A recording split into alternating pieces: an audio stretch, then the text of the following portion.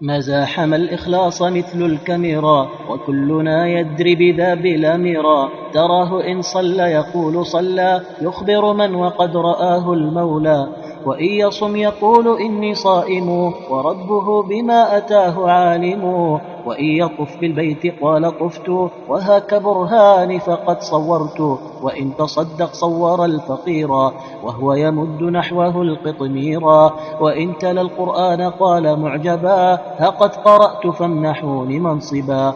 أقول يا هذا أليس الله مطلعا وما تلي يراه، فما الذي يدعوك للتصوير وأنت تدعو الرب بالخبير. إني أخاف يا رفيق دربي أن تحبط الأعمال عند ربي، فخذ بنصحي واترك التصويرا وخف عقاب الله والمصيرا. كم من تقي قام بالأعمال من دون نقص بل على الكمال، لكنه لم يرزق الخلاص لأنه قد فقد الإخلاص. إني نذير فاقبلوا النذارة ومن أبى فليرضى بالخسارة. أقول ذا وما أبري نفسي لكنني نصحت كل الإنس، والله أرجو عفوه عن الزلل والصدق والإخلاص في كل عمل.